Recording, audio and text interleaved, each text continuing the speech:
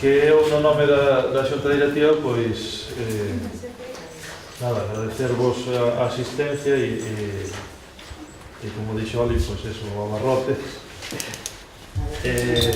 Cando na Xunta Directiva nos propuxemos facer estas xornadas aquí na Casa da Gaita, o obxectivo que nos marcamos foi que as xornadas fosen un punto de encontro, de reunión daquela xente que, bueno, pues que leva ou que fai traballos de investigación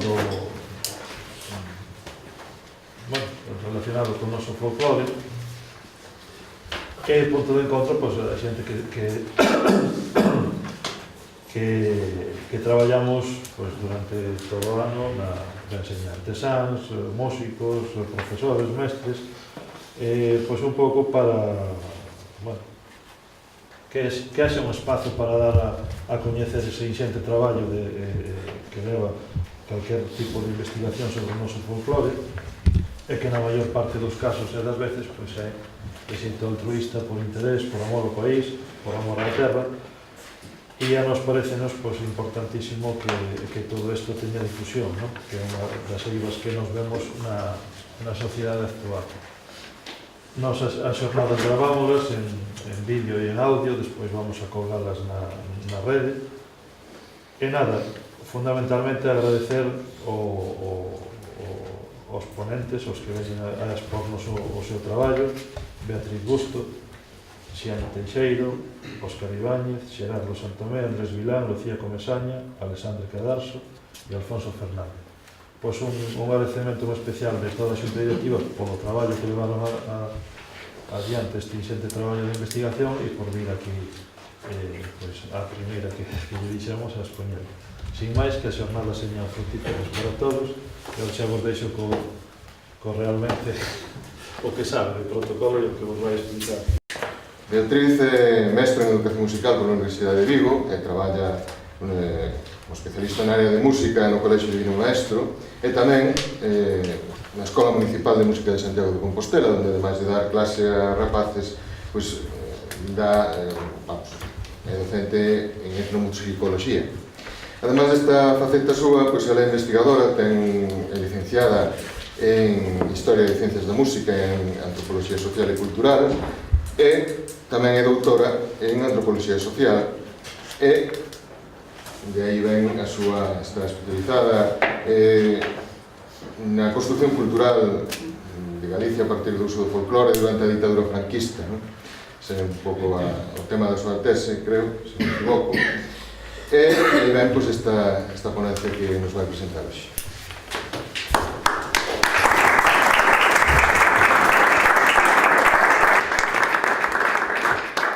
Bueno, bons días. En primeiro lugar, e como debe ser sempre que a unha a convidan a participar dun evento así, moitísimas grazas a vos por estar aquí e moitísimas grazas tamén á Asociación de Gaiteiros Galegos por me ter convidado ou me ter en conta para estar aquí, porque coincido plenamente ao respecto da importancia da difusión da investigación, tendo en conta que efectivamente casi sempre se custea a través do noso propio peto, basicamente. Así que, basicamente, todo cobra sentido no momento de poder compartilo co resto das persoas, e concretamente no meu caso do país, non só, pero especialmente. Moitísimas gracias tamén persoalmente a Pedro Magariños, que creo que está por aquí, porque sei que o feito de que eu estea hoxe aquí con vos en parte tamén interese seu, temos coincidido noutra presentación, así que nada, bons días, sei que cedo, Nodo ten a particularidade de chegar a ser moi divertido, así que a idea tamén é que poidades disfrutar, rir e descubrir pois unha imaxe cinematográfica audiovisual do noso, non sendo noso. Entón, este traballo, efectivamente, é unha especie de traducción, unha especie de reducción da miña tese de doutoramento no Departamento de Antropoloxía Social da Universidade Autónoma de Madrid. O título da tese é bastante máis longo, como suelen ser os títulos das teses, pero basicamente defínese así. Entón, o que fixemos foi un estudio ao respecto de como Galicia se proxecta no Nodo a partir do uso exclusivo do seu folclore musical, do folclore musical galego. e como se articulan diferentes estrategias de poder en relación ás imaxes para definir ou construir unha idea cultural de Galicia concreta, unha función determinada no réxime. E a temporalización é do ano 1943 ao ano 1981 porque, para a sorpresa de moita xente, esa é a cronoloxía de produción de Nodo, dende o ano 1943 ata o ano 1981. Agora vamos falar disso. Entón, empezamos. O noso obxecto de estudio é tal cual, o material folclórico galego, única e exclusivamente rodado en Galicia ou non, porque hai moito material de folclore galego rodado, por exemplo, en Madrid, ou respecto ás demostracións sindicais, ou en Barcelona, que non sei se sabedes todos o que é, pero se non vamos ir vendo. De Nodo, atopado entre os anos 1943 e o ano 1981, porque o ano 1943, xaneiro de 1943, o 4 de xaneiro, é o primeiro material Nodo que sae á luz, vale? Aí se estrena Nodo, ese é o número 1. E o último material Nodo é o do ano 1981. Entón, a proxección Nodo foi de proxección obligatoria en todos os cines de España e colonias, dende o ano 1943 ata o ano 1976. Esa é a súa proxección obligatoria.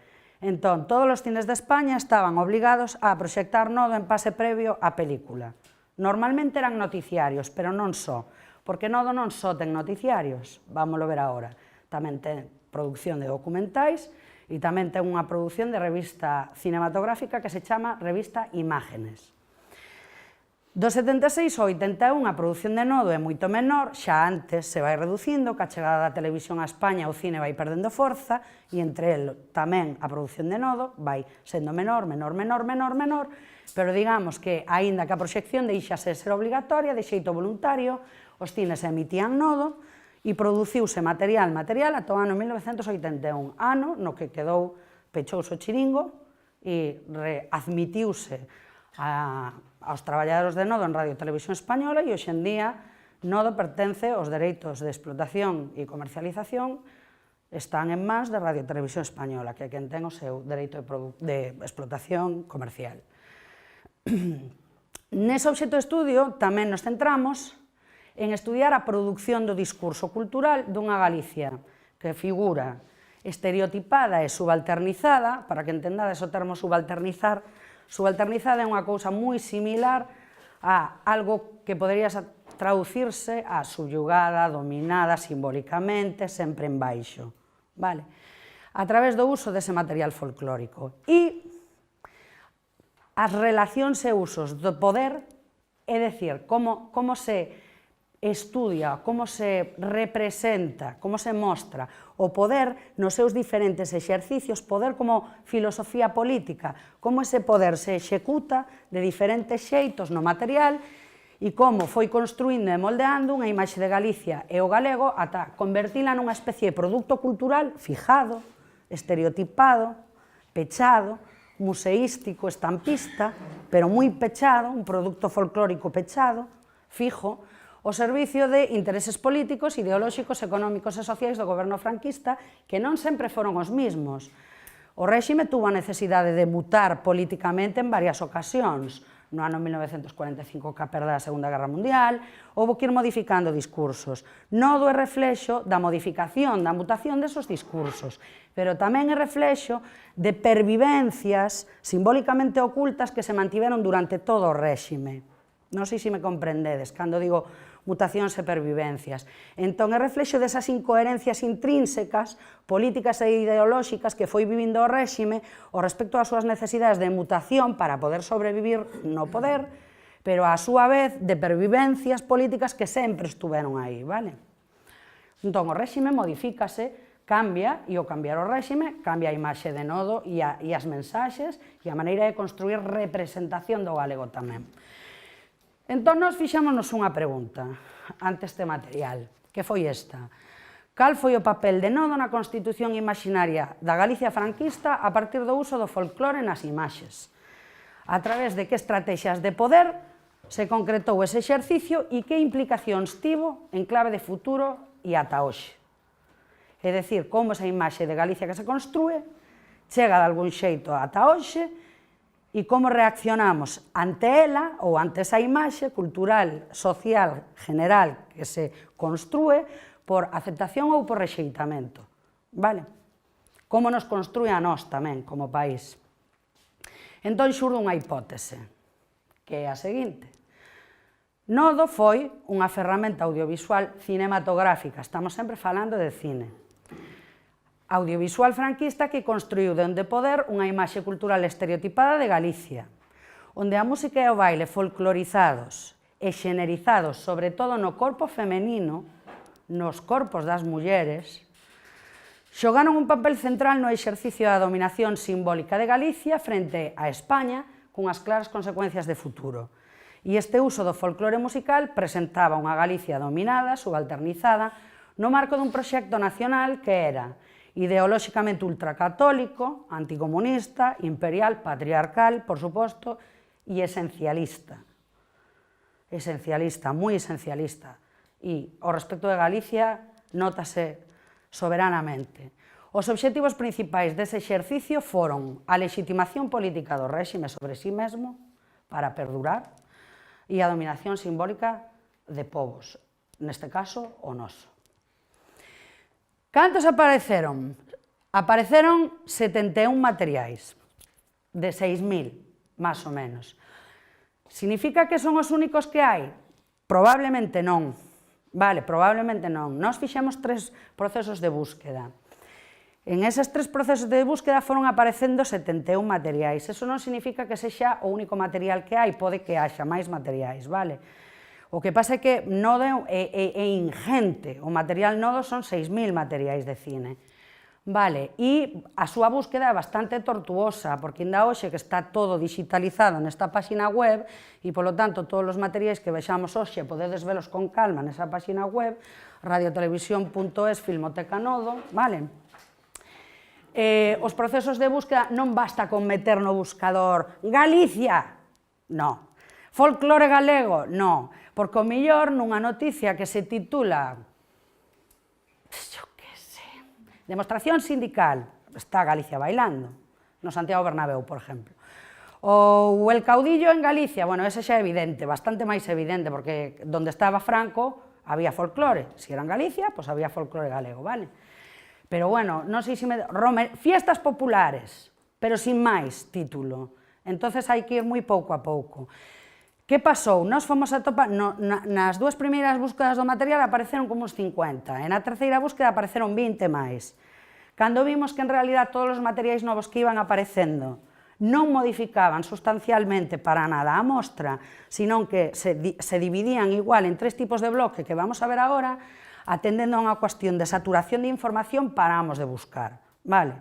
Entón, quedámonos en 71, pero bueno, está ben decir que non teñen por que ser os únicos que hai, vale? Pode haber máis.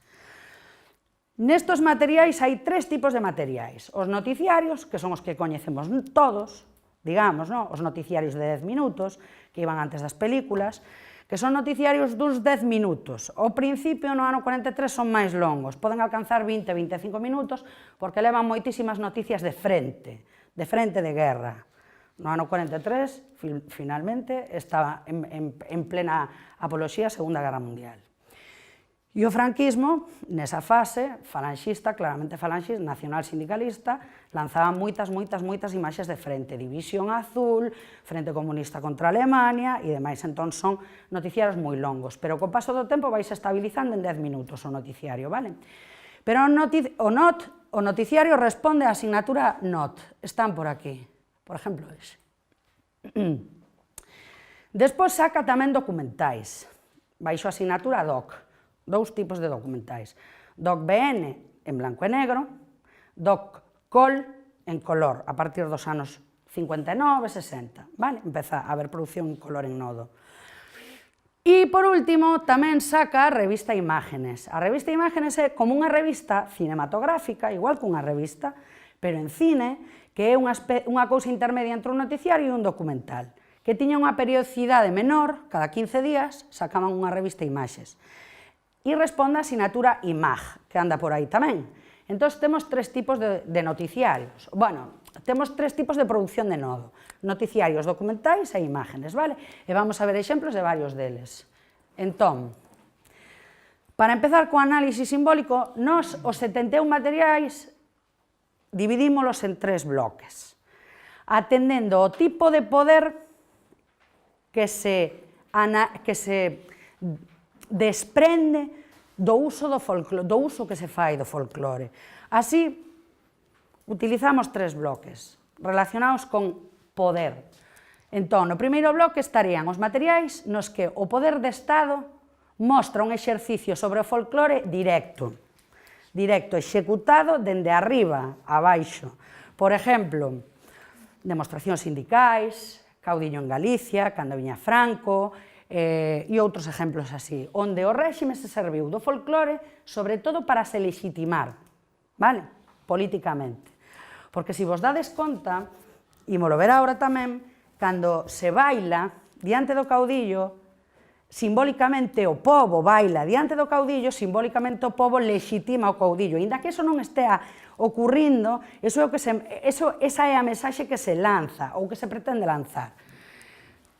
Na seguinte parte, que é na tese doutoral, a parte 4, está o poder que, en lugar de executarse así, construe dende o documental, sobre todo, porque é máis documentalista, e de feito as cámaras veñen a Galicia a gravar, e non veñen a Galicia a calquera lugar, veñen a Galicia ao agro, veñen a Galicia ás rúas das cidades, gravan no campo, gravan aquí. Entón ten unha potencia de realidade simbólica moi grande, porque vese a galegos e galegas facendo cousas de galegos e galegas.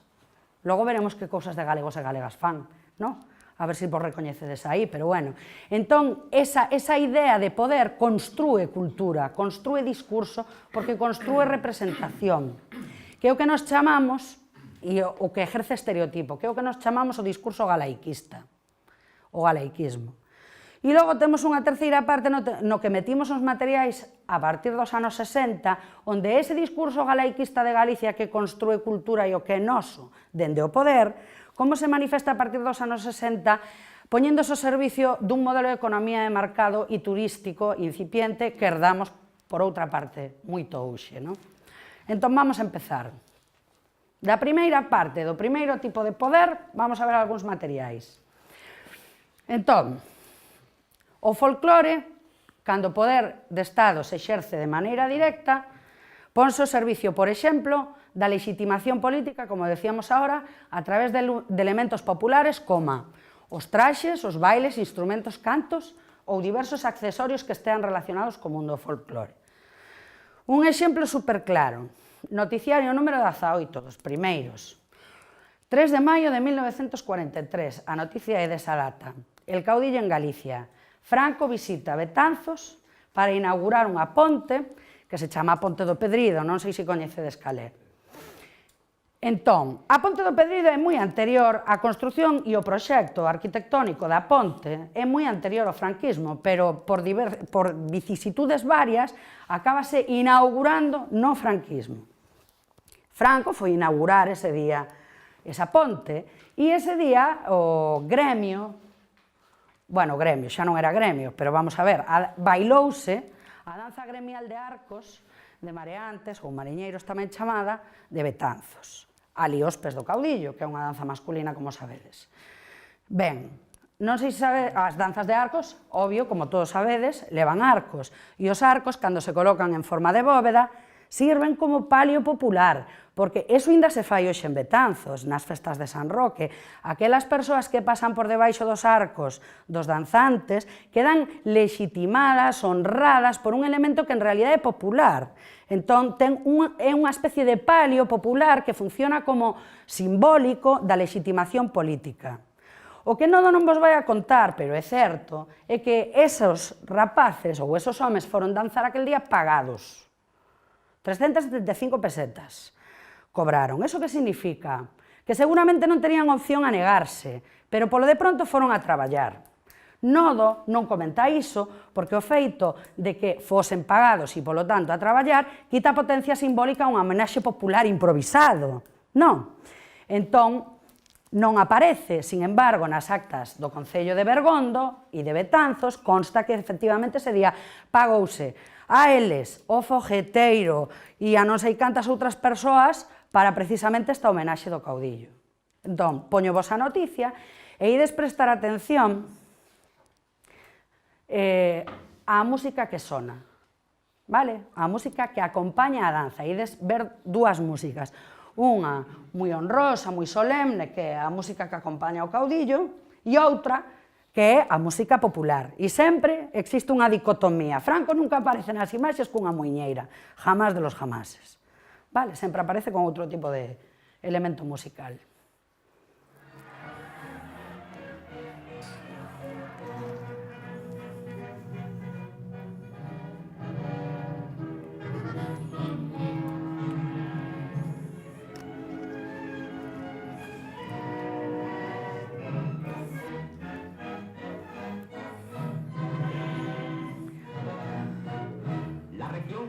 Y los gremios de labradores y pescadores, con sus típicos trajes y danzas, manifiestan su expresión de homenaje y entusiasmo al caudillo y guía de todos los españoles.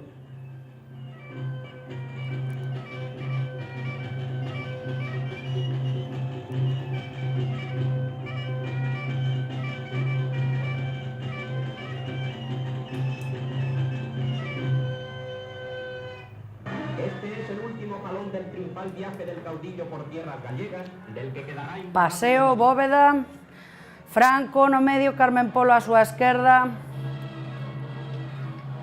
pasando por debaixo dos arcos.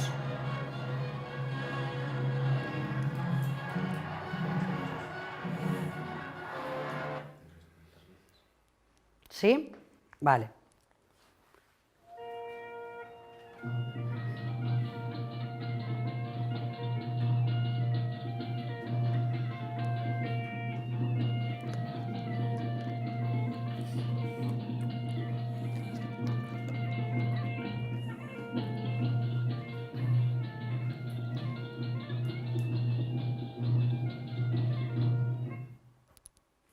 Que? Que notades? É a muñeira de Monterrey. É a mesma, non? É a mesma melodía, efectivamente. Vale, que ocorre? A danza de arcos non se baila, nin se bailaba, nin se bailou nunca con esa melodía. A muñeira de Monterrey. Esa muñeira está gravada no disco da Coral de Ruada, abrindo o Alalá das Curuxeiras, precisamente porque era habitual, como sabedes, abrir os alalás cunha muñeira para, bueno, para ese cambio de ritmo e de compás. Que significa isto? Isto significa que as imaxes de Nodo nunca van montadas ca música real. Iso tamén significa que Nodo nunca pretendía mostrar unha imaxe cultural real de nada, senón que pretendía dar unha estampa, unha imaxe, que fose rapidamente recoñecible, vale? Asociada típicamente a lo gallego, vale? E punto e se acabou. Tamén isto prodúcese porque, certo é, hasta os anos 60, o organismo Nodo non tiña cámaras de recollida de son en directo. Solo había unha, que era moi pesada, moi grande e moi valiosa, que era unha cámara, además, que foi donada pola UFA alemana. Por certo, a primeira plantilla de Nodo era unha plantilla da UFA alemana, que era o noticiario nazi alemán. Vale, pois a cámara, a única cámara que recollía son estaba sempre en Madrid, porque para que serviría? Efectivamente, para gravar as palabras do caudillo, e punto. O resto, baixaban cámaras, rodaban, pero montábase con lo que fuese, lo que absolutamente fuese. Entón, tiñan un arquivo, de feito, por exemplo, este mesmo, porque o disco de Escenas Corais Galegas da Coral de Ruada xa estaba grabada dende o ano 1929, collíase algo que sonara a galaico, vale, e poñíase sin máis. A peza que se danza, a danza de mariñeiros, é a mesma dende como mínimo o ano 1881, cando existe xa a primeira documentación escrita en linguaxe musical, e moi anterior. E hoxe en día, salvando adornos e salvando certos adornos melódicos de gaita, sigue sendo a mesma que esta.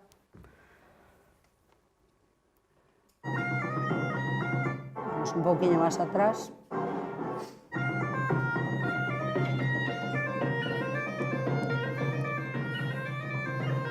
Para empezar, é outro compás musical. O sea, unha muiñeira non permite danzar esta danza. O compás da muiñeira non o permite. Eles van facendo, de feito van facendo ritmo cos pés, teñen un ostinato base nos pés que sempre é este. E acentúan aí sempre, co pé.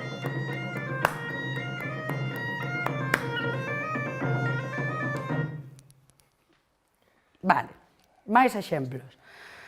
Como folclore se pon ao servicio tamén, superimportante, da embaixada e das relacións diplomáticas, por exemplo, a través dos grupos de coros e danzas da sección femenina de Falange Española. Os coros e danzas da sección femenina puideron chegar políticamente a onde non podía chegar ningún embaixador político español. Vale, porque no ano 1945 expulsouse a moitísimos embaixadores españois de moitísimos países, sobre todo países iberoamericanos, latinoamericanos. Vale, onde non chegaba o franquismo diplomáticamente, si chegaban os bailes regionales, ca disculpa de levar aos emigrantes e a aquelas persoas que se desviaran do camiño político correcto, vale, es decir, a los vencidos, para levar el espíritu de la patria chica, e sempre chica, e de máis familia. Entón, o caso de Montalbertia, é unha viaxe que se executou por parte de coros e danzas no ano 1947 a varios países iberoamericanos. O primeiro deles, e a visita máis grande, Argentina, Buenos Aires, concretamente. O Montalbertia era un barco da naviera Aznar que saliu de Vigo camiño de Buenos Aires, e ali iban dous grupos da sección femenina galegos, vale? O grupo de Coruña e o grupo de Vigo. E foron bailar alá. Entón, Pilar Primo de Rivera, no seu libro Discursos circulares e escritos, recolle o discurso que o día que partiu o Montalbertia lle dixo as rapazas que ian bailar ali, para que sepades ata que punto isto era unha embaixada política revestida de folclore e de tipismo, e o feito de que foran mulleres tamén bailar, porque a participación masculina no baile estuvo prohibida na sección femenina ata o ano 1959. Entón, eran só mulleres bailando, o feito de que foran mulleres era como máis, como decir, simbólicamente menos agresivo, eran rapazas novas, todas falangistas, todas asociadas a Falange, pero, bueno, teña esa imaxe de dulcificación, de maior ternura e demais. O que lles dixo Pilar Primo aquel día foi, o día que saliron de Porto, tan importante es la misión que lleváis, de recuperar para España el interés de los argentinos y de llevar a los españoles que allí viven toda la tradición auténtica de la patria lejana. Misión en lo universal. Vosotras bien sabéis que España no se justifica si no cumple una misión en la historia, si no entran las empresas del mundo con sentido de universalidad. Pues bien, eso es lo que vais a hacer con vuestros coros y danzas como parte que sois de esta política que dirige el caudillo. Pero esta embajada tan importante os obliga a mucho. El viaje a América no es un viaje de turismo para vosotras, es un acto de servicio más, llevado a cabo con la austeridad de siempre y con la alegre disciplina que nos impone la Falange.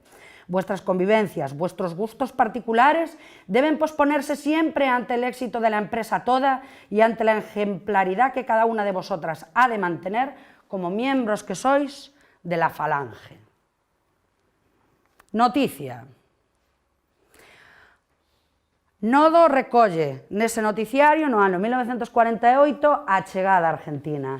O noticiario que ide saber é un noticiario argentino, vale, do organismo Sucesos Argentinos, en colaboración con Nodo, vale?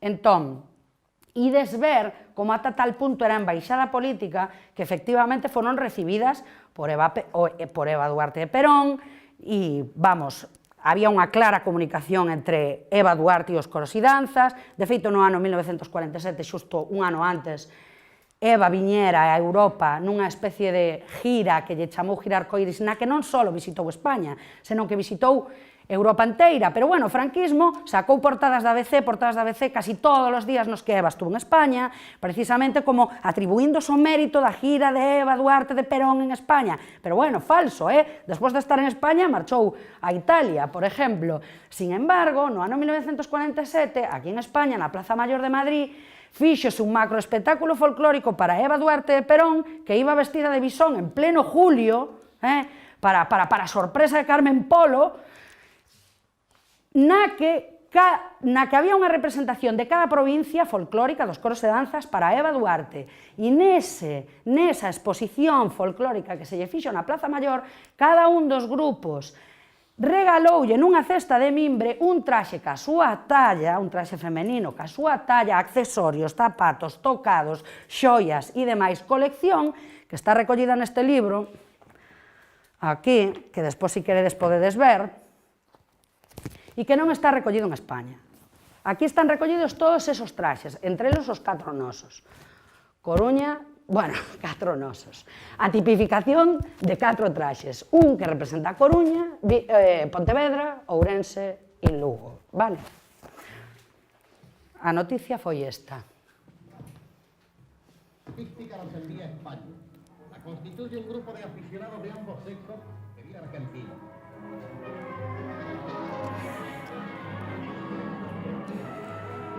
En el puerto reciben ya el anticipo cariñoso de la población que colma la alegría de los viajeros. Hermosas muchachas ataviadas a la usanza de la región de colorido y de gracia en el severo marco de los muelles. Por sobre todo, el aliento... O que sona é o pasodoble Amparito Roca. Eva! Acompañadas por el embajador de España, son recibidas por la esposa del general Perón. Estos, en improvisación emocionada, dan la bienvenida a los huéspedes, haciendo resaltar el hondo significado espiritual de esta gran... Aí están, fotografiándose con Eva Duarte. Así conseguían entrar en lugares onde non podían entrar as diplomacias españolas e así se hinchían mares e ríos de tinta nos periódicos españois manifestando o éxito que fora a embaixada política, incluso nos comunistas que emocionados lloraban ante las chicas en el teatro recordando su patria. O sea, que era outra maneira de vencer a nivel simbólico, vale? E por último, por exemplo, como o folclore tamén se pon ao servicio da unificación de Estado e da reproducción de poder absoluta. Sabedes o que son as demostracións sindicais?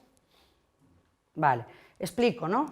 Vale, as demostracións sindicais son un macro ritual brutal que se executou a partir do ano 1958 en campos de fútbol coincidindo co día 1 de maio.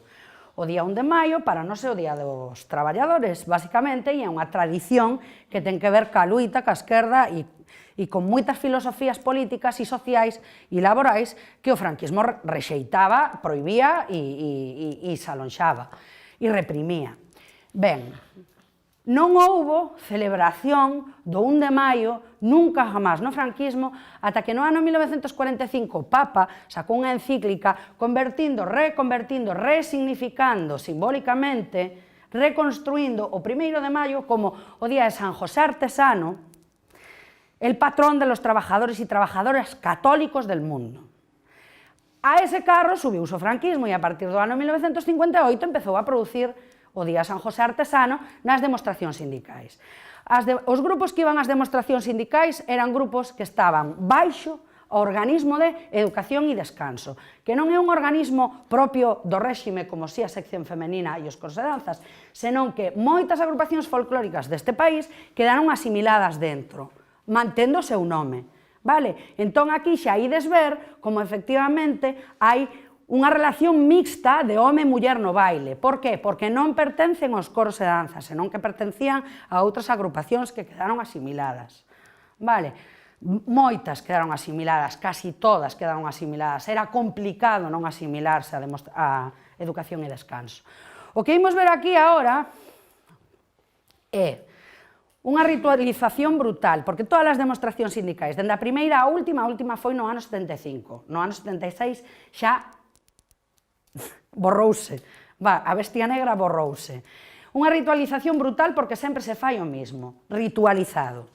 entrada do caudillo, aplauso, entrega de ramo de flores a Carmen Polo, se sientan, presentación, bailes folclóricos, muestras de gimnasia, macrogimnásticas, vale? Así hasta o final, sempre igual, sempre ten o mesmo patrón, é casi sacro, é como unha eucaristía, non sei se me entendedes. Hai un macrofolclorismo enorme e do macrofolclorismo depende unha invención cultural tremenda porque chegaban a aparecer aí, pois non sei, 5.000, 10.000 bailaríns, 3.000 bailaríns galegos ou non, bailando unha muiñeira, por exemplo, non? Entón, pois, por exemplo, estou me acordando ahora dun caso no que nunha que no 67 chamaselle Fantasía Galaica, a unha muiñeira bailada por grupos de Coruña, Lugo, Pontevedra, Gijón, Santander. E a eso se lle chamou Fantasía Galaica. E lanzo isto porque eso xa ten tamén moito que ver ca idea esta de lo galaico e do galaiquismo que vamos a ver agora posteriormente. Que pretendían? Dominación simbólica a través da desactivación. Por exemplo, aquí, vamos a ver a terceira demostración sindical do ano 1960. Non é no Santiago Bernabéu, é no Nou Camp, en Barcelona, Cataluña. Bueno, Cataluña era un desos lugares que había que asimilar e pisotear a nivel simbólico moito. Non facía tanto tempo, veñan dunha revolución libertaria propia. Entón, o feito de que se fixeran demostracións sindicais en Cataluña non era baladí. Aquí vamos a ver como un elemento cultural propio catalán, musical, que é a sardana, queda desactivada a nivel simbólico precisamente porque poñen a bailar unha sardana, unha macro sardana, a todos os que estaban ali participando do folclore. Cada un co seu traxe folclórico tipificado, pero todos unidos con sus manos. Bueno, a locución é moito máis explícita e clara que a min. Así quedaba desactivada a sardana en favor do discurso político do franquismo, sin demasiada alternativa de significación resistente, compréndese. Los 36 grupos de danzas que participan en el festival se disponen a bailar una sardana en homenaje a Cataluña. En homenaje, sí. Y en el forro se entremezclan los trajes regionales, genuina expresión de nuestro tipismo como exponente de este vario y múltiple mapa humano español. Según Maragall, la sardana es la más bella danza de la región catalana y sus inmortales versos, afirmándolo así, sirven de testimonio poético e imperecedero.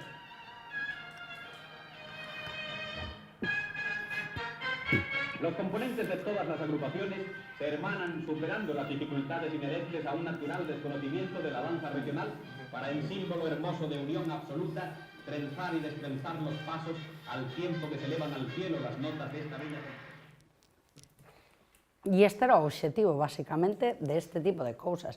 E isto pasou durante, pois nada, desde o 58 hasta o 75. Vale, este é moi interesante. Pasamos a outro tipo de poder, que a min me inquietou máis personalmente, porque no discurso anterior é tan evidente, tan explícito, a nivel político simbólico, que, bueno, non sei se colaba del todo. Habería quen sí, habería quen non. Pero este é moito máis difuso, porque construe representación, e construir representación é algo moi potente a nivel cultural. O que pretende o galaiquismo, basicamente, o discurso galaiquista de Nodo e do franquismo en xeral, é mostrar unha Galicia estereotipadísima. Eso é o discurso galaiquista. O discurso producido sobre Galicia desde España é dicir que é un discurso no que Galicia non ten nada que decir sobre si mesma, ao respecto da súa definición sobre si mesma, porque é un discurso que se produce de arriba a baixo e emitido a través do cine, no que se presenta un pobo subalterno, dominado e colonizado, en termos de colonialismo interior, absolutamente claro. Os elementos constitutivos do galaiquismo quedan absolutamente definidos en todos os adxetivos calificativos que se usan sobre Galicia a nivel documentalístico a partir sobre todo dos anos 50. Galicia é unha Arcadia, eso para empezar. Invulnerable, arcádica, absoluta, hasta con mayúscula. Logo Galicia tamén ben definida como final do mundo coñecido como si ese concepto do Finisterre nos albergara a todos e a todas os galegos. Alá, o final do mundo coñecido. Galicia céltica porque Nodo se apunta al celtismo para utilizalo e desactivalo, como dixemos.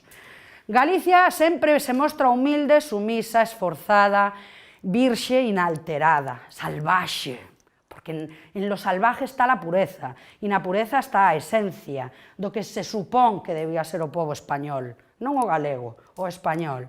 Inxenua, doce, alegre, poética, sempre femenizada, sempre femenizada, unha imaxe de Galicia femenizada, subalternizada, tamén en termos de xénero, dominada a nivel de patriarcado, frente a unha España que aparece virilizada, masculinizada, fortalecida e demais, vale? O sea que incluso existe unha especie de dominación simbólica de xénero entre un territorio e outro. Tribal, somos aquellos que hacemos así y bailamos allá, según Nodo. Mítica, mística, cristiana e logo rural, labrega, antiga, o urbano casi non figura. Total, Galicia, reserva moral de España. Un icono deste tipo de materiais é este maravilloso documental, dirixido por Alberto Rey González e Cristian Ambander, con música, banda sonora dun compositor malagueño, ao que ao pobre lle dirían, mira, faime algo gallego, que suene a gallego, aí va, rasgo de galaiquismo absoluto, a banda sonora. Entón, o pobre do Emilio Lember Ruiz, que é o compositor desta banda sonora, diría, eu que fago con isto sendo malagueño? Pois collería un cancionero, pois non sei, xa estaba editado Baligay, por exemplo, e o que fixo foi orquestar, e aí están todas as melodías, moitísimas melodías orquestadas aí, en esta idea idílica pastoril de lo galaico, vale? Chámase, o título non ten desperdicio ningún, Galicia e sus gentes, ayer e hoy de las tierras meigas, es lo más. É do ano 1951 e son 59 minutazos de documental que podedes ver na páxina que vos din antes. Galicia e sus gentes, de verdad, non ten desperdicio, 59 minutazos, que dá de un día pa unha sobremesa, porque, e de saber unha definición do propio rock and roll. Vamos a ensinar algo, sí, os vais a ver super retratados.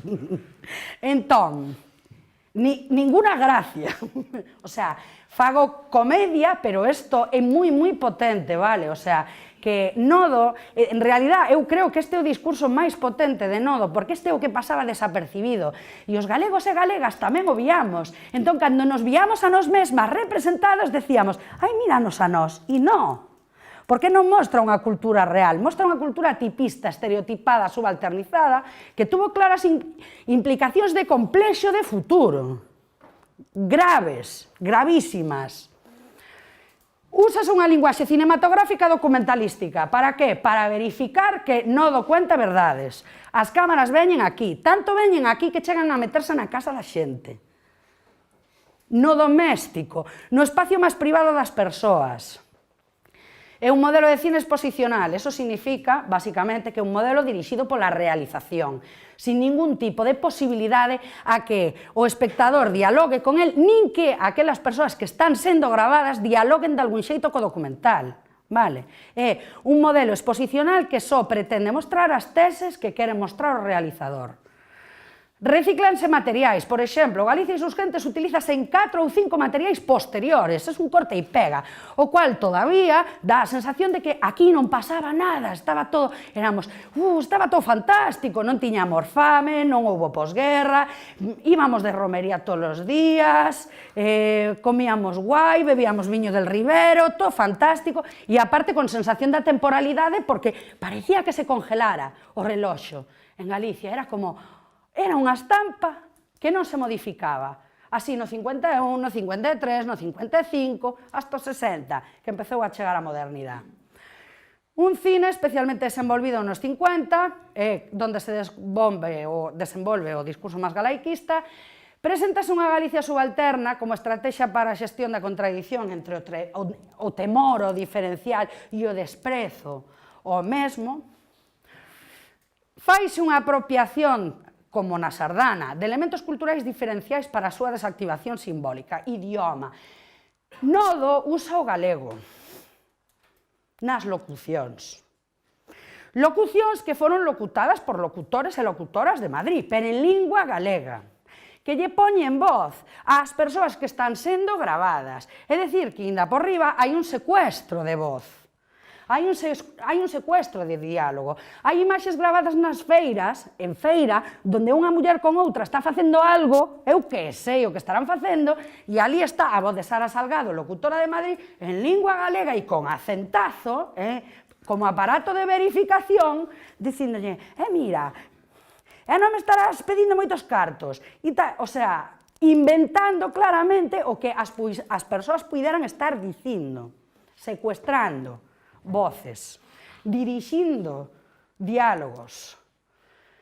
Idioma, literatura, bueno, faise uso de Rosalía de Castro, faise uso de Eduardo Pondal, se apuntan al rollo. Música, usos, prácticas, mitos, pasado, iconos culturais, gastronómicos, imaxes. Este documental é unha sucesión constante de cruceiros, por unha parte, de boises, de vacas, de porcos, de pitas, de galiñas. Bueno, a realización é absolutamente brutal. Este é un momento locutado. Este. Inventado. Absolutamente. Bueno, e logo esto, ¿qué? Vos vistes algunha muller facer a vendimia con cofia? Que significa isto? Que son actores.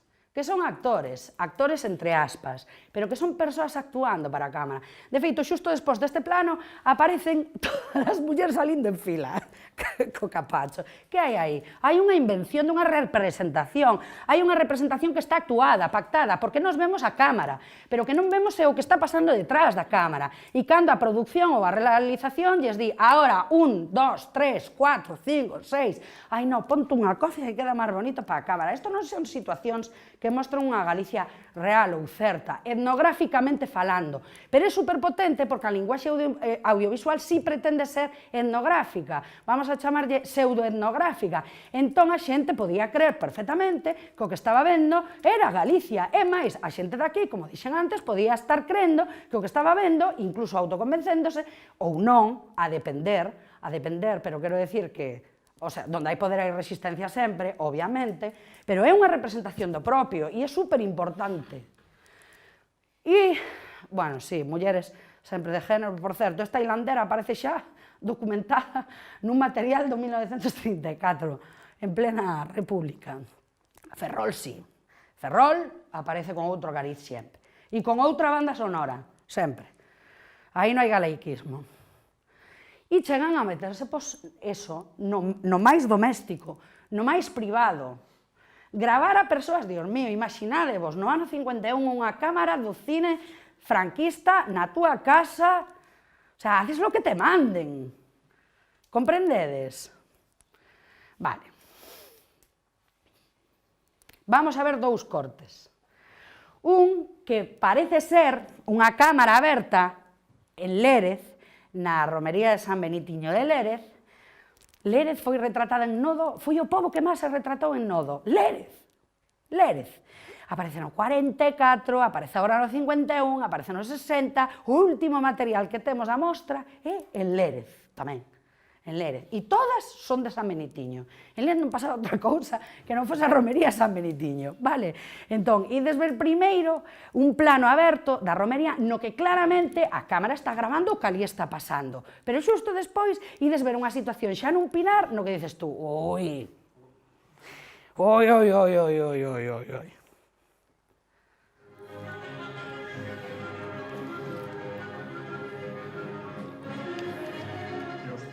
Saborean las dulces rosquillas. También llega el momento de repartir e ingerir la clásica empanada, prodigio de una cocina primitiva y sabrosa. Calificativos, adxetivos calificativos. Por todo el campo rueda la melodiosa música de la gaita. Ui, aquí xa... Non busques novia na feira, Sara Salgado. e menos na romaría. busca rapaza na casa, vestidas de cada día. Pero nadie hace caso a la letra de la canción.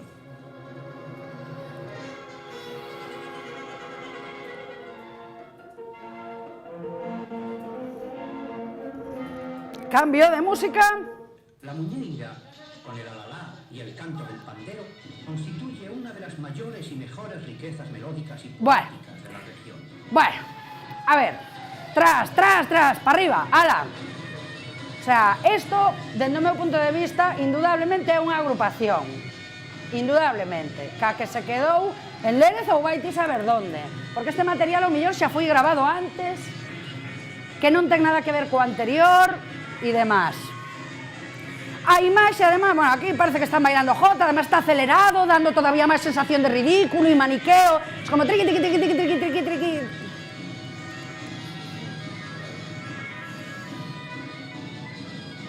Este folclorismo así, bueno, súper tradicional la fórmula. ¿Cómo lo veis? Muy propio, ¿eh? Continuamos. Ahora, y de saber cómo remata ese documental, y de saber o último minuto, y de escoitar un icono simbólico deste país que todos coñecemos e todos sabemos o que significa utilizar algo así. Aquí está utilizado precisamente para ser desactivado. E de saber cal é a última frase e cal é a definición que se fai do que é Galicia e o galego dende nodo.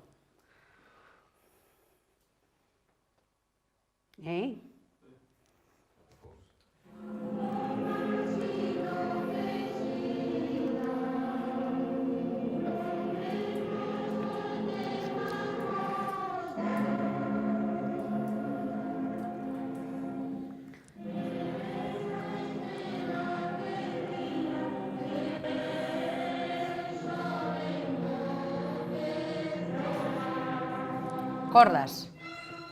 Esta es Galicia, tenaz, silenciosa, callada, profundamente mística y finamente alegre, ejemplo y prez de la España inmortal.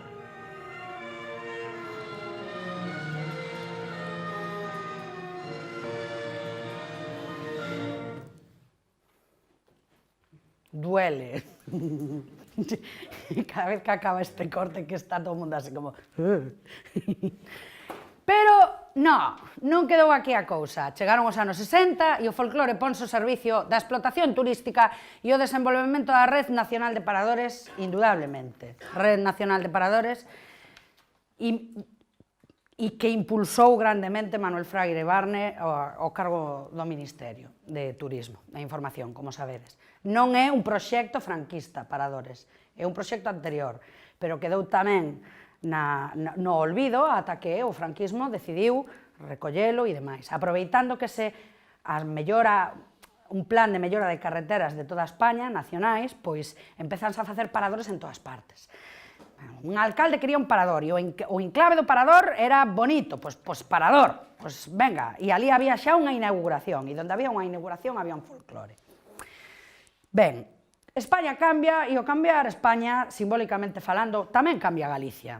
Paradores de Turismo é un Imágenes, da revista Imágenes, que vos falei, do ano 1967. Aquí aparece a España e a Galicia Yeye da man dunha actriz española de teatro, así como moi sensual, femenina, Nuria Torrai, e de saber xa o principio do destape. Galicia xa non se mostra tanto como aquela terra oscura, linda e bonita e alegre, pero ya como divertida, experiencia turística de modernidade. Aquí vamos a ver Baiona. Baiona, a miña pobre, sempre aparece vinculada ao Parador, e o Parador sempre aparece vinculado á colonización colombina. 1 más 1 son 2. Así. En nodo, isto é así. E o folclore empeza a mostrarse como unha experiencia de participación cultural para o turista. Non só venga e vea, sino que participe. Vale. E aquí vamos a ver dous cortes tamén. El Conde de Gondomar, en Bayona, reúne todos esos atractivos. Situado en una península amurallada, es en realidad un edificio modernísimo, abierto a la belleza única de la ría de Vigo.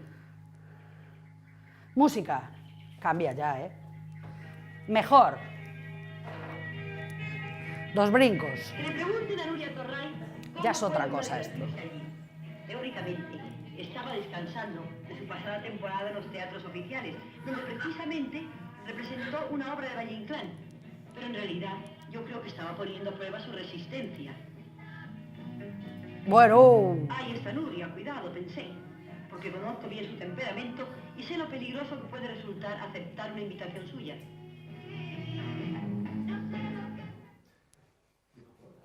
agora ides ver outro corte, pero quería comentarvos algo.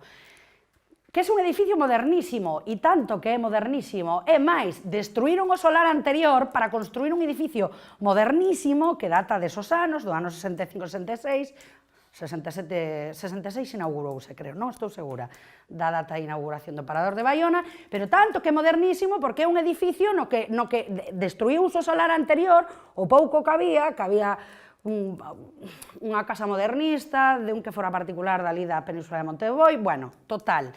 Construíuse un edificio medievalizado, en esta idea medievalizante de España, que tiña o franquismo tamén esta constante necesidade que tiña de vincularse co pasado imperial medieval español, de remitirse aos reis católicos e a toda esta escenografía imperial medievalizada, e construíu unha torre con almenas que, por suposto, nunca existiu nese enclave.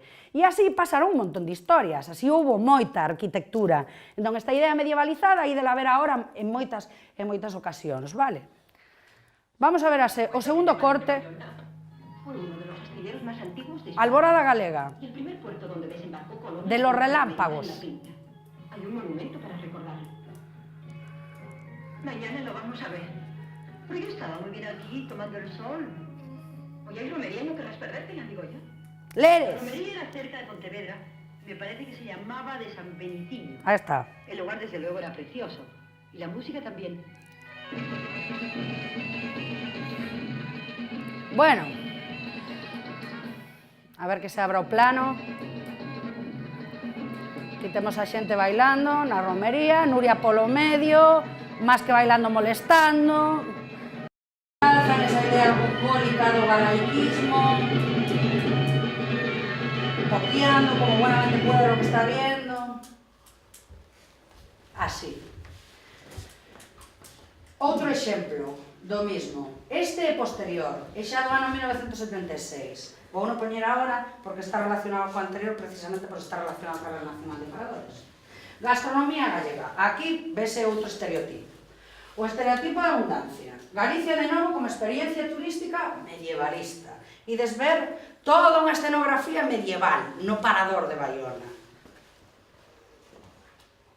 É dicir, que se mixtifica esa idea inventada do medievalismo con esa idea inventada do folclore galego. Así que unha especie de folclorismo absoluto, medievalizado, que recurre en dúas invencións que se xuntan nunha mixtificación de invencións. Un destroy.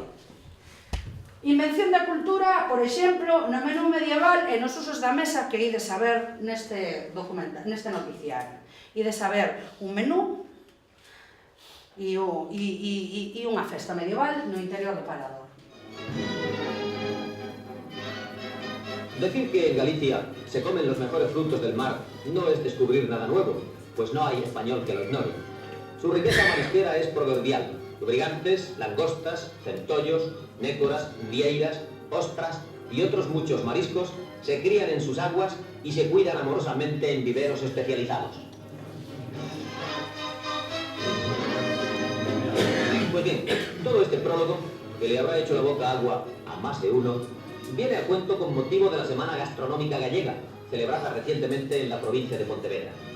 En su organización colaboraron más de 40 establecimientos especializados en el arte de preparar suculentos platos, sean del mar, sean de tierra firme. Así, por ejemplo, en el Parador de Baiona se celebró una cena medieval con un menú que haría las delicias de los más exigentes y que comenzó con el célebre caldiño de Pedro Madruga. Primer plato. Hai unha especie de xustiño, eres con fajín, pero a su vez el rollo medieval. Luego, la ternera de Moaña al espeto, degustada, claro es, a la usanza medieval. A la usanza medieval, con las manos. Básicamente.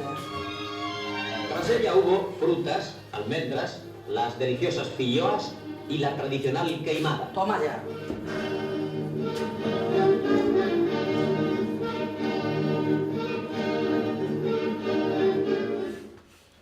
La tradicional queimada. Bueno, a queimada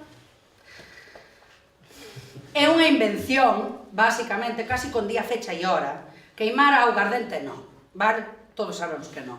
Pero a queimada como produto cultural pechado fijado, chamado queimada, como categoría, é un produto inventado, e aquí é onde me dicen os meus colegas, dime, me mataste con eso. É un produto cultural inventado absolutamente para precisamente facer show na Red Nacional de Paradores en Galicia. Vale, que casi ten día, fecha e hora de creación, como tamén por outra parte documenta Miguel Anxo Murado no seu libro Outra idea de Galicia. O sea que a queimada, por exemplo, é unha desas cousas que non se sabe como se convertiu no discurso cultural do propio en tradicional cando é unha invención. Que todo é unha invención. Para a antropoloxía social, toda tradición é unha invención e, como tal, signifícase, resignificase e demais. Pero unha cousa é que sexa unha invención paulatina, comprendedes? O sea, unha invención colectiva, unha invención na que se está colectivizando, ou hai diálogo entre a cultura viva e as persoas que a exercen, que eso é o que é cultura, e o outro é un produto fijado no que a cultura non ten nada que decir, nin nada que interpretar, como moito, se lle botas 7 ou 8 granos de café, pero hai unha fórmula mágica, mítica, na queimada, hai unha receta, hai ata un conxuro e un rito pechado. O sea, logo nos podemos resistir, obviamente, podemos reinterpretar, pero a isto me refiro como produto folclorizado pechado, a un produto no que a cultura non ten posibilidade de diálogo con ela, cando se supón que é de si mesma. Menú, esta parte mola mogollón. Menú do nodo, caldiño de Pedro Madruga. Ternera de moaña de espeto, porque claro, sendo medieval ten que haber unha carne a poder ser aberta. Isto é a primeira vez que me pasa. Vou non repetir. Abierta a la mitad. E logo de postres medievales, flipa, fruta, filloas, almendras e la tradicional queimada, pero o grave é isto. Este é o menú dos condes da cena medieval de Paradores, Baiona, hoxe en día, colgado na página web. Vamos a analizar o menú. E isto é o que pasa hoxe en día, non só aquí, en todas partes. Caldiño Pedro Madruga. Segundo, asado de cabrito lechado al domingo con fruta. Tercero, empanada de raxo, esa base do menú. E logo postres, fruta, filloas, tarta, almendrados, café e queimada.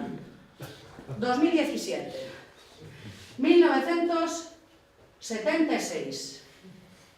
Esta é a reproducción cultural folclorista que exercemos consciente ou inconscientemente desde diferentes institucións. Hasta cando veñen os colegas de Madrid a facer folclore cando a túa vida cotiá é non sair de cañas en vez de comer marisco. Por exemplo, ¿no? Esta é a reproducción na que nós tamén quixemos deixar un pouquiño de pegado respecto de como nós reproducimos folclorismo ou non, ¿no? Como tamén significamos cultura e dende que lugar. Que é o caldiño Pedro Madruga? Bueno, eu chamei o parador de Baiona para que me explicaran que era eso do caldiño Pedro Madruga. O pobre do cociñeiro flipaba cando ele facía e decía, me petís galega, non? E diría, sí, pero contamo, pero si é evidente. E eu, non tanto, un caldo de grelos. Eso é. Pero que pasa? Que cando hasta a gastronomía leva categoría, leva etiqueta, convírtese en algo folclórico, e digo hasta el pulpo a la gallega, e digo el caldo gallego, porque para nós é o caldo, pero cando vas a un restaurante a pedir a carta, é caldo en algúns e noutros, caldo gallego, pulpo a la gallega. Eu descubrín que a la gallega, a receta a la gallega, descubrín o que era en Madrid. A la gallega é todo aquelo con aceite, sal e pimentón. Eso é a la gallega. A categoría é a la gallega, aceite, sal e pimentón. Merluza a la gallega, aceite, sal y pimentón. Da igual, lo que se patacas a la gallega, aceite, sal y pimentón. Eso é a la gallega, gastronómicamente falando, ou polo menos en Madrid. E por último, esta vai gustar, vamos para atrás. Promoción turística no exterior. Hai un concepto superguai destos dous autores que son matrimonio, John e Jane Komarov, antropólogos os dous que fixeron traballo de campo moito en Sudáfrica, na zona subsahariana, demostrando como basicamente diversos povos, sobre todo povos zulúes, reidearon as súas etnias en parques temáticos, etnotemáticos, basicamente con dous obxectivos. Unha, sobrevivir a nivel diferencial, pero ten un coste gravísimo de folclorismo.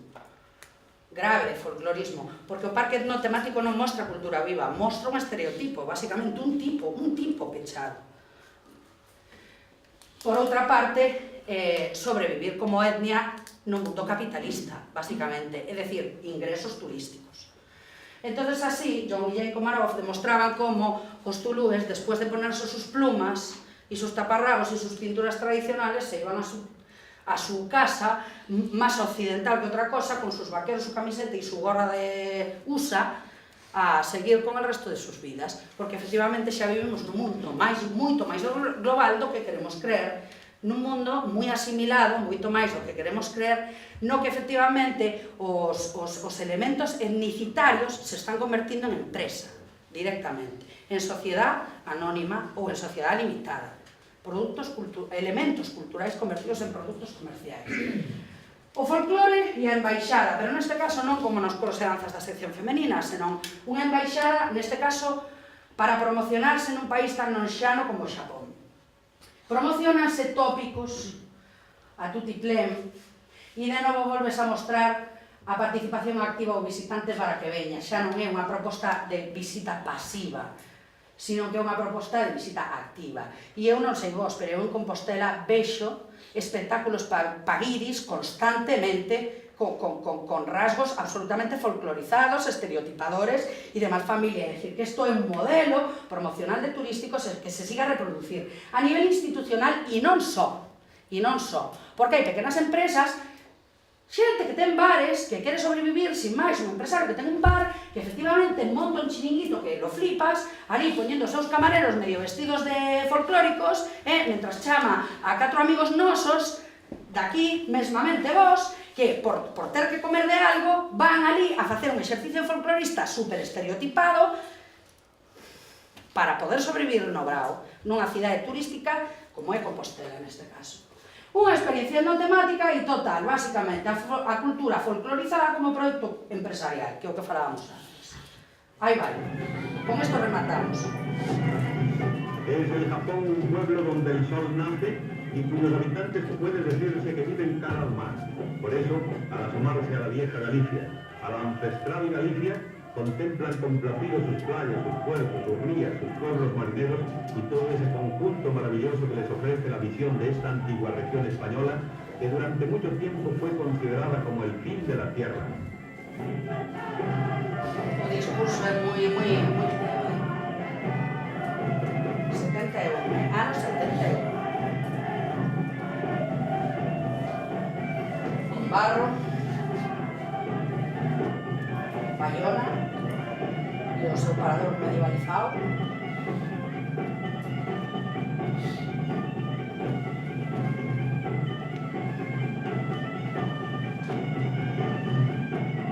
En un alto en el camino con la maravilla al fondo de la É un grupo de gimnastas xaponeses facendo visita a España. El coro infantil Virgen Peregrina, que con toda gentileza ofreció un recital de danzas y canciones gallegas. Bueno, después de arrancar notas, japonés viviendo su experiencia etnotemática, se mezclan espontáneamente otros, con los actuantes y ensayan, no cabe duda que con la cierta qué guay, pero los típicos bailes.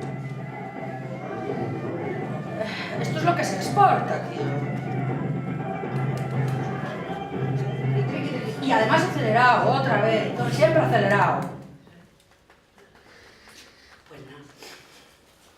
Era a visita dos gimnastas japoneses que viñeron a España a facer demostracións gimnásticas que en realidad é unha embaixada tamén, comprendedes? Era un pouco mostrar que España se estaba abrindo ao mundo, a un mundo tan lonxano como era precisamente xa con, neste caso para España, vale? Conclusións. Bueno, Nodo o que mostra é unha reducción da tradición musical ao folclorismo. En Nodo non hai pezas, hai muiñeira, non hai nada máis. Hai algún canto, pero moi deslavazado, vale? Corales, algunha coral polifónica, tirando de arquivos, como decíamos antes. O traxe que aparece é un traxe que co paso dos anos, ademais, cada vez se vai tipificando máis, tanto na sección femenina dos cruzadanzas como nas agrupacións que quedaron asimiladas debaixo de Educación e Descanso. Cada vez máis cortas, as saias, cada vez máis uniformado, cada vez máis marcial en términos de vestimenta, de uniformidade, vale? Non de marcialidade estética. Agrupacións. Gaita, a gaita non podía faltar. A gaita foi un dos grandes estereotipos, xa sei que doloroso decirlo nun lugar como este, pero a gaita foi un dos grandes estereotipos absolutos do franquismo. O sea, non había Galicia sin gaita, nin gaita sin Galicia. Así tal cual. Un instrumento tamén super reducido, organolóxicamente non interesaba en absoluto mostrar nada, nin había interese en mostrar tipoloxía de repertorio como para mostrar tipoloxía organolóxica ou tipoloxía de indumentaria ou tipoloxía de lo que fuere. Así, Galicia, muñeira, ticri, quedaba listo. Comprendedes? O soporte audiovisual e o seu discurso eu considero que é un arquitecto de realidades porque o discurso audiovisual representa, en términos filosófico-políticos, exerce representación, e o exercer representación exerce discurso, e o exercer representación e discurso construe realidades, por aceptación ou por rexeitamento posteriormente, pero isto construiu realidades en este país, que hai que ver como se resignifican ou tal. A arquitectura cultural de Galicia fixose en Nodo a partir de procesos folcloristas, absolutamente. O tópico é un indicador de estereotipo, e o estereotipo, para mí, é un indicador de estrategia discursiva de dominación.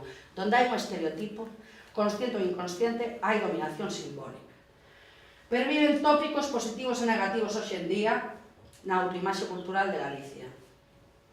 O folclore galego síguese mostrando ao mundo como un reclamo turístico. Unhas veces xa inventadísimo, ben o sabedes vos, no Tour Galicia pasou, que ves algo que non sabes que es. A vivenza do estereotipo síguese mostrando no mundo do turismo como parte da experiencia turística real de Galicia. O poder exércese hoxe en día, isto é superimportante, de xeito nuclear, porque nós ahora mismo, nós precisamente nós tamén construímos representación a través do que facemos, do que musicalmente representamos, de onde imos tocar, de como imos tocar, de como decidimos vestirnos. Todo eso exerce discurso, exerce representación ante aquelas persoas para as que estamos tocando. E de eso hai que ser consciente para saber en que lugar nos queremos colocar e que lugar queremos representar cando nós somos axentes directos activos da representación. A cultura, finalmente, parece folclorizada hoxe en día á venta. E por qué? Pois porque a rendibilidade económica dos tópicos no sistema capitalista é enorme. E isto é un momento foto. Isto sigue pasando. E cousas menos evidentes tamén. Que cale esta? O pulpo gallego ou do caldo? Exactamente. A la gallega. Esta estética folclorista absolutamente horrible. E hai outras que son máis bonitas. Pero cuidado tamén. Bueno, cuidado. A ver. Portada do ABC, tela aquí. Sí, acabamos. Esta é a portada do ABC de fai un ano. Son todos os traxes que sacou o franquismo na serie de sellos de Trajes de España no ano 67, 68 e 69. Isto veo a colación de que España se desmembra por Cataluña. Non meteron as colonias, pero estaban, non están. Os sellos das colonias non están. Ejemplos de folclorismo, bueno, sabes quen é? Gerardo Conderroa, aquí demostrando su idea de la indumentaria galaica. E este tipo de postales siguen estando nos lugares, outras máis finas tamén, pero esa idea de lo postálico está aí sempre. Maravilloso titular, tamén, páxina web 2017. Venga, unha ruta para recorrer Galicia en coche por 7 pueblos congelados en a Edad Media. Este é o coste que ten todo o discurso de produción medievalista. E para concluir, vamos a concluir definitivamente cunha maravillosa cita de Miguel Anxo Murado, que me parece moi visual e moi bueno e moi propia. O resultado é que todos os anos os milleiros de persoas, nalgún casos decenas de miles, percorren a pé o interior do país por camiños que evitan os sinais do século XXI. A moitos isto deixalles unha imaxe idealizada de Galicia co fenómeno do turismo rural esfórzase por confirmar na medida do posible. É así como o mito alimenta a realidade, mentre que a realidade alimenta o mito. Pero o malo é que o mito da paisaxe inmaculada séguelle moi de preto o da Terra sin Historia. E se non estes ese libro, é de verdad moi recomendable. E eu, ata aquí. Moitas gracias.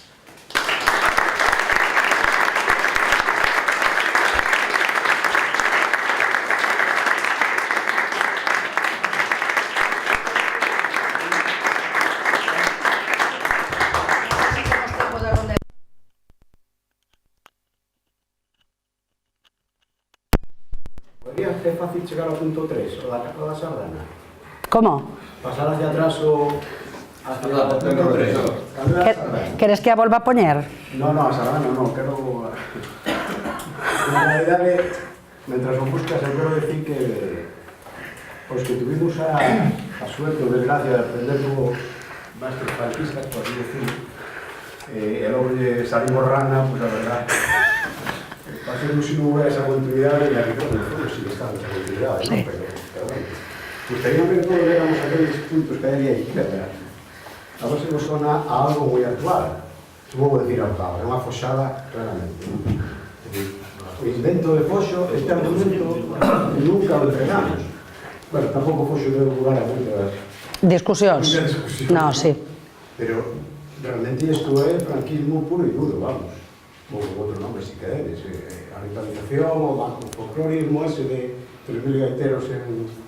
Sí, son modelos claramente macros que incurren, obviamente, xa solo polo tamaño, incurren en fórmulas que son claramente inventadas. O sea, en donde haxa 14.000 gaiteiros, en donde haxa 20, non sei, 100, xa pasa algo.